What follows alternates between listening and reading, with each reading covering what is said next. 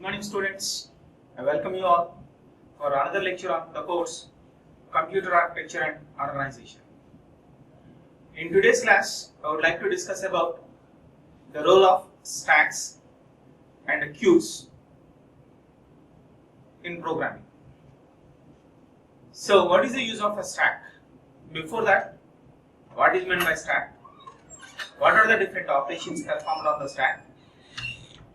And how it is helpful for us in programming. Similarly, queue. At the end, we try to find what is the differences between stack and queue. Right.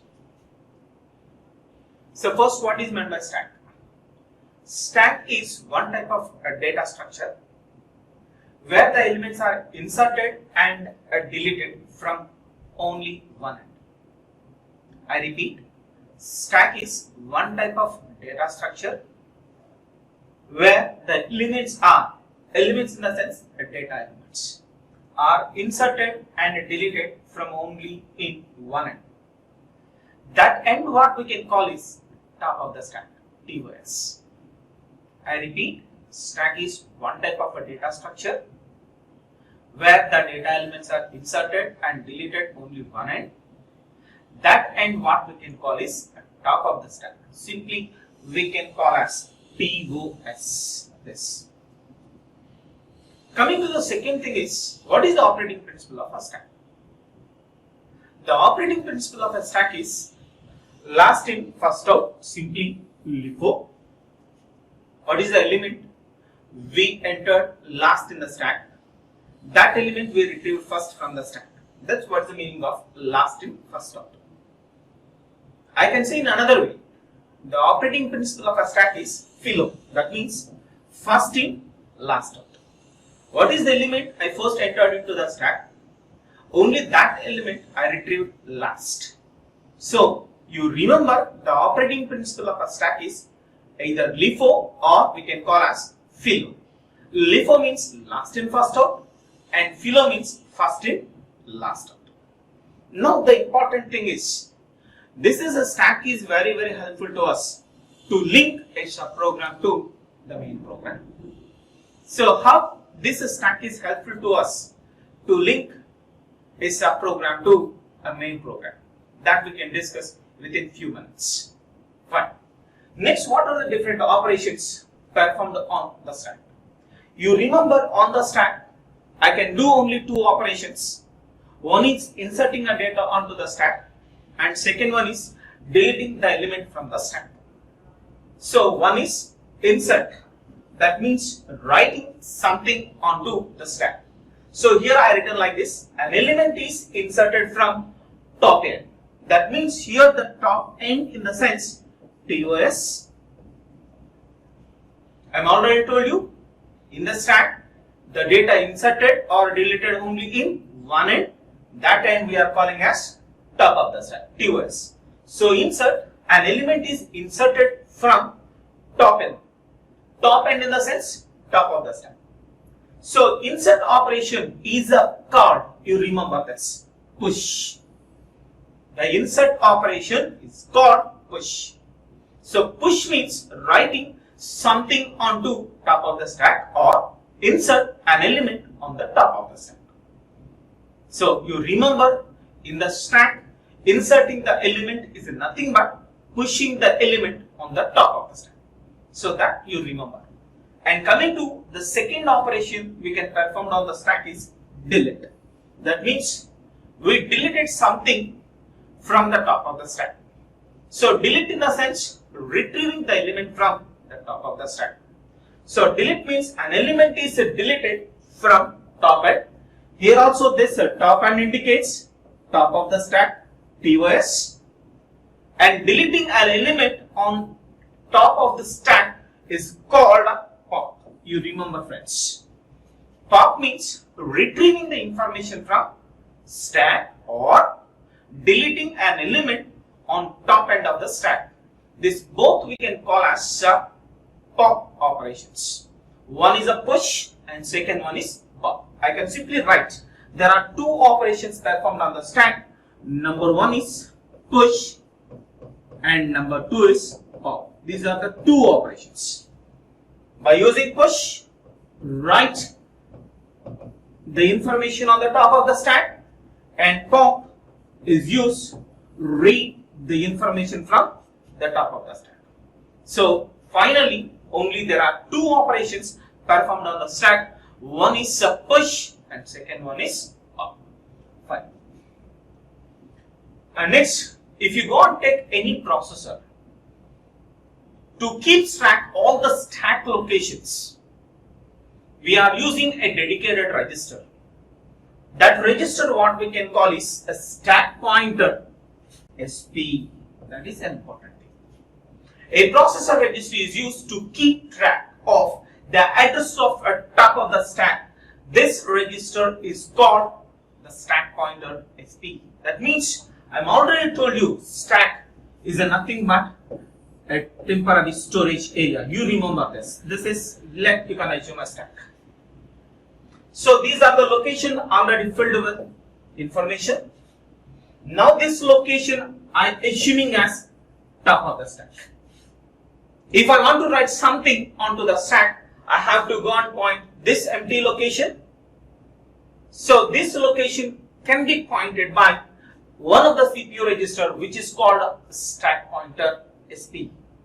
So in order to point the location addresses which are present in the stack, we took the help of a CPU register, which is a stack pointer SP. To get a more detail, I give a small example here. See here. If you assume a byte addressable memory with a 32-bit word length. Here I took an example. Assuming that the memory is byte addressable. Memory is byte addressable with 32-bit word length. What is the meaning of this? Listen carefully. Here byte addressable means each and every location of memory can hold only one byte, and that location have unique address. I repeat, each and every memory location can hold one byte of information. That means every location of memory can hold only 8 bits, and that location can be addressed uniquely. So that is the meaning of byte addressable. And the second thing is a 32-bit word length. That means each and every word size in that particular system is equivalent to 32-bit. That means a word can occupy 4 different locations. See here. Let you can assume this is our memory. This is a memory which have a different locations like this. These are the different locations. Right? Let I'm assuming this is the location address, some 2000H, and this is 2001H, and this is a 2002H, this is a 2003H, and so on, like this. Now, if I go and observe each and every location of memory, I can distinguish one location with other location with the help of address. This is the address. And the meaning of byte addressable memory means each and every location of this memory can hold only 8 bits. That means each and every location can hold a 2-digit hex number. For example, this location can hold a value some 00H, and this location can hold a value some 20H, and this location can hold a value 40H, and this location can hold a value 60H, and so on like this. If you are observing all these locations, each and every location of the memory can hold only 2-digit hex number. That means each and every location can hold only 8 bits. We know that each and every hexadecimal digit can be representing with 4 binary bits. So here each and every location can hold a 2-digit hex number. That means each and every location can hold 8 bits. That is the meaning of byte addressable. And the second thing is here the word length is equal to 32-bit. That means the length of the word is equal to 32-bit. That means your word size is equal to 4 bytes. Your word size is equal to 4 bytes. Let my word is equal to 60, 40, 20, 00H. This is a number which is a 4-byte number, and here it is my word. This is my word. This word size is equal to 32 bit. In this is my first byte, which is the least significant byte. It is 00H, and next this is the next higher order byte 20H, and this is the next higher order byte which is a 40H, and this is the next byte or most significant byte which is a 60H. Here it is a 32-bit word length. That means the length of a word is equal to 32-bit. Now listen carefully. This is a 32-bit word stored in this memory in a 4 continuous locations like this. I repeat, here my memory is a byte addressable memory with 32-bit word length. That means a 32-bit word may occupies 4 continuous memory locations like this. So one thing here you are observing or not, guys, that is 00H is lower order bytes. This lower order byte stored in the location address 2000H, which is lower order address. And in this word, this is the higher order byte, which is a 60H. This is a higher order byte, the 60H occupies a location address 2003, which is a higher order address. So if you are observing this, lower order byte goes to lower order address and higher order byte goes to higher order address. That means our storing of a word in the memory, we start from a lower order end where ends at higher order end. This type of processing, what we can call is, you remember friends, little endian. This is what we can call is, little endian. This is what we can call is little endian. Endian style. This is what we can call is little endian style. Right? We have one more variety is that is the big endian. In that case, what happens is this entire process is reverse. That means lower order byte, that is 00H, goes to higher order address, which is a 2003, and higher order byte, which is a 60H, occupies lower order address, that is a 2000H. That processing, what we can call is big endian. So one is a little endian and second one is big endian. These are the two different processing styles we can follow in our systems. So now can try to go and find somewhat more detail about this particular one. How do you implement a push operation in the stack? How do you implement a push operation in the stack for this case? Here our case is, our memory is a byte addressable and our word length is equal to 32-bit. You have to remember this.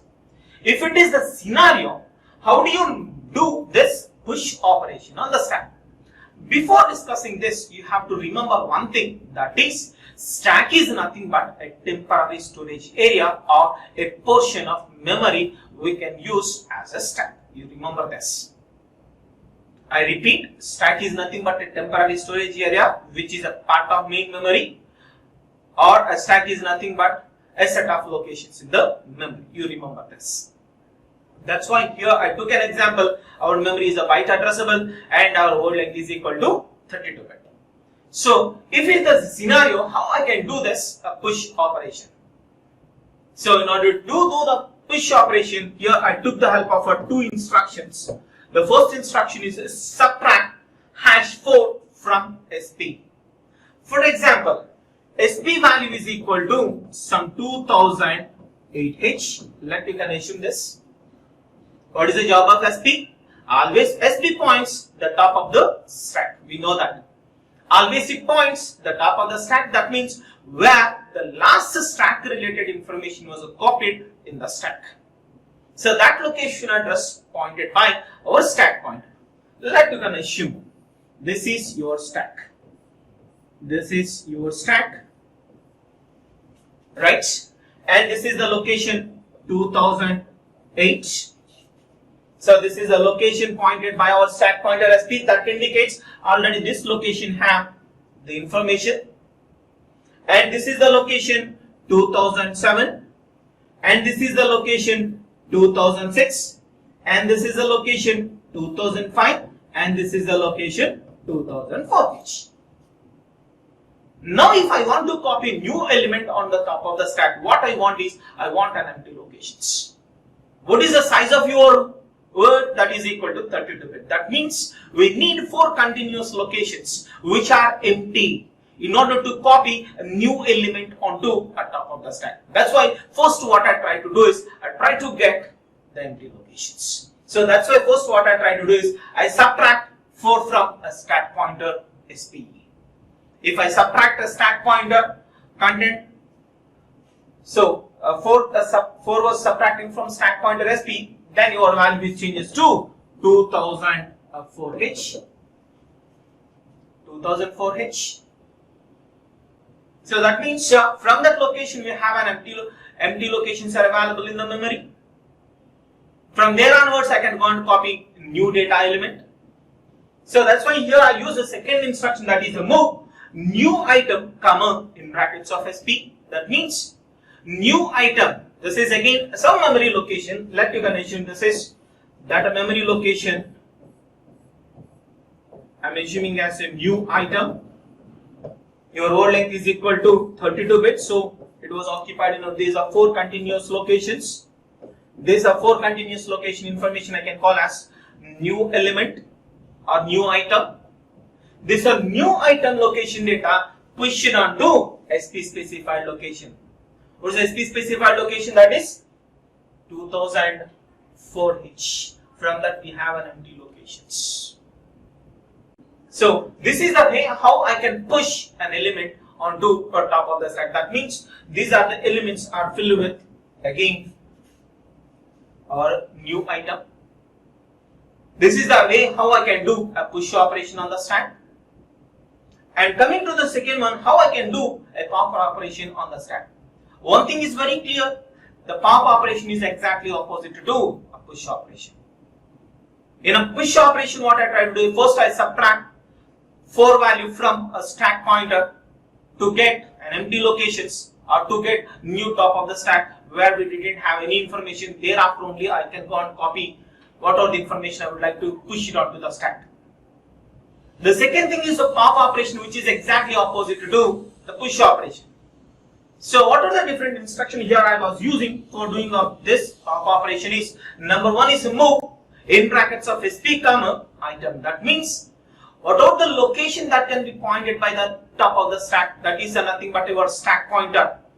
That location that I push it to a new locations, that location name here is item. For example, this is that item. Memory locations. So here I would like to copy a word onto item locations from the top of the stack. So that's why first I use an instruction move in brackets of SP comma item. That means SP specified location word was popped from the top of the stack to a new location which is called item.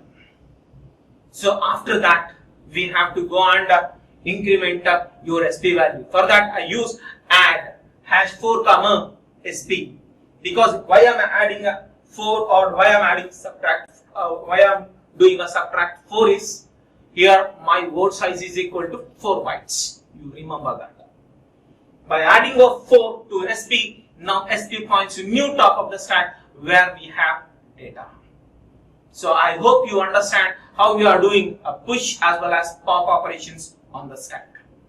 Right. So next, if a processor have auto increment as well as auto decrement addressing modes, the same push and pop operations we can do with just only one instruction. That means push operation I can do with the help of only one instruction, and pop operation also I can do with only one instruction.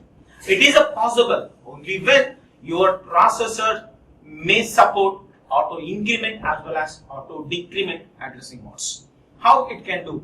Let's check it out.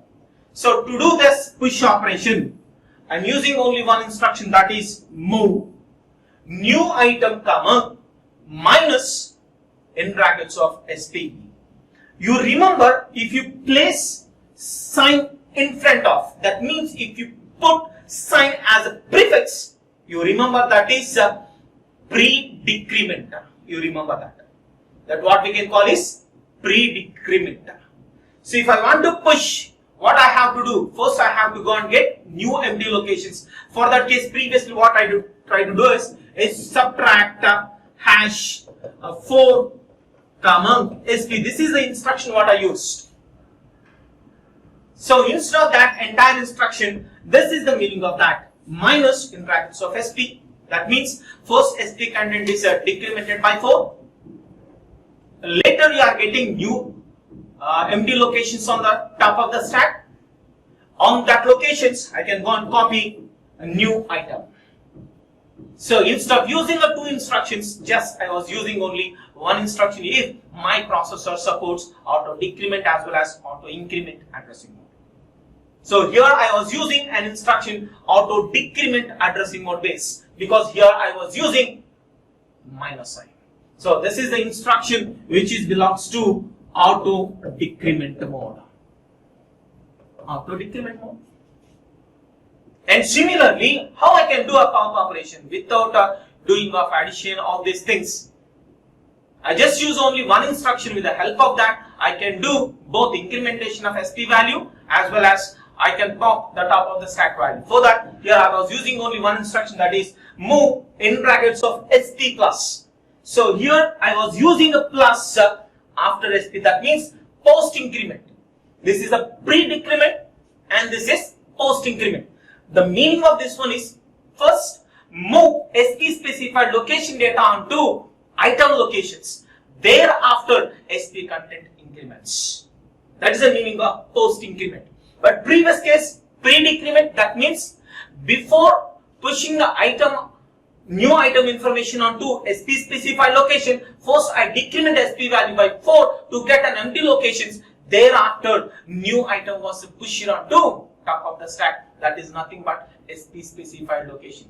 That means this belongs to pre-decrement and this is post increment.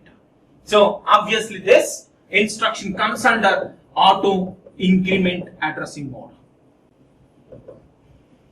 Auto increment addressing. It means if a processor may supports auto increment as well as auto decrement addressing modes without using of 2 instructions, with the help of only 1 instruction, I can finish both the push operation as well as a pop operation. Fine. We can go and get more details about this. So it is a scenario, if a stack is used in a program, it is usually allocated a fixed amount of space in the memory. I already told you this. Stack is nothing but a temporary storage area, which is nothing but a part of main memory. That means a set of locations we treated as stack. That means in a particular program, if you are going to use a stack, then what here I am trying to do is a set of locations of the memory I can go and utilize as a stack. Fine. Next, in this case, we must avoid pushing an item onto a stack when the stack has reached its maximum size. So what is the meaning of this? For example, this is your stack. This is the first location, last location, and so on. These are the set of locations. These are set of locations I consider as a stack. So this is my first location of a stack, some 2000H. And this is the last location which I can call as 1500H. Only these are set of locations I consider as a stack. This is the area I dedicated for a stack for my program. Then here I have to remember 2 things. One thing is, if my stack is full with information, there is no empty locations. That incident, I didn't go and do another push operation on the stack. That's important. That is the meaning of this. So in this case, we must avoid pushing an item onto the stack when the stack size reaches its maximum value. So here we clearly told you that our stack is full with the data. What happens if you push another element onto the top of the stack? Simply what happens is we lost previous data because the new information overwritten on previous existing one. So we try to avoid this. This is the one thing. Second thing is what happens. What happens if the stack was empty? That incident if you are doing a pop operation. That's the second scenario. Again, I took the same example. This is my first location whose address is 2000H, and this is the last location whose address is equal to 1500H. These are the set of locations. This is area I consider as a stack for my program. So initially my stack was empty. That incident, if I want to do some pop operation, what happens? I didn't get nothing from it.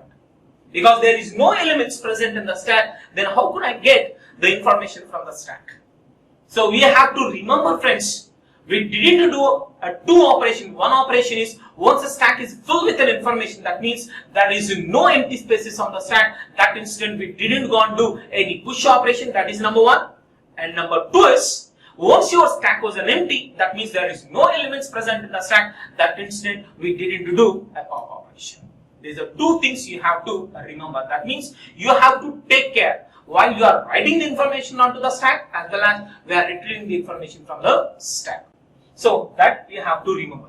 The same thing I can explain with a small example. Here I am assuming that the bottom of the stack is nothing but the starting location of the stack, which is equal to 2000, and this is the top of the stack, that is the last location, that is another end of a stack, which is 1500H. So without doing of these error conditions, that means once a stack is full with information, that time we didn't do any push. And the second thing is once our stack is an empty, that incident we didn't go and access anything from it. So to do this push and pop operation without getting these two error conditions, I can go and use two simple programs or simple routines I can go and utilize to go and utilize the stack more effectively. That I can go and check it. So how I can do a pop operation? That is a safe pop operation. That means safe pop operation means once a stack is an empty, that incident I didn't do a pop operation. If there is an information on the stack, then I can do a pop operation. For that case, I'll use a small simple routine for it. Compare hash 2000H comma SP. What's the meaning of this? You compare a 2000H, that is a nothing but one end, that starting location of our stack, that is comparing with stack pointer. I compare this. So your stack is this. Fine. This is a 2000H and this is a 1500H. This whole thing we are considered as stack. This is whole thing is a stack. Initially what I try to do is I compare this value with SP value.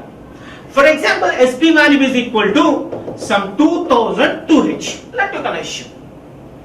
After this comparison, what happens is branch greater than 0. Branch greater than the sense, here the comparison is nothing but one type of subtraction. You remember, here the subtraction is like this. SP value minus a 2000H. SP value minus a 2000. What is SP value? 2002 minus 2000. Our result is equal to 0002H. Fine. So that value here we consider as branch. Here it is a 0002 is greater than 0. What we are getting is empty error. Empty error in the sense there is no information present in this stack. That incident we never do a pop operation. If this condition violates, that means your SP value is less than 2000. That means your SP value is, for example, it is some 1800H. Then what happens is here we are getting some lesser value, then this condition violates, then I can go for this. So here what I try to do, I retrieve the information from the stack. That's why SP move SP plus comma item. So this is the way how we are doing a pop operation. And next one is how I can do a safe push. So previous one is pop and second one is push. So safe push, again same example. Initial I compare 1500H, which is the top of the stack, with SP value. Then branch is less than or equal to 0. That means by doing of a subtraction between SP value and this 1500H, you may get a less than 0 value or equivalent to 0 value. Full error. That means your stack is full with an information. That incident we never do. Again, one more push. If this condition violates, then there is a spaces available on the stack. That instant we can go and push a new element onto at the top of the stack. For that case, I was using an instruction move new item comma minus SP. So we know that this is an instruction, a single instruction to perform push, and previous one the same type of instruction we have, that is for doing a pump. So with this I conclude the session. In the next class I can go and discuss the rest of the things. Thank you for patient listening.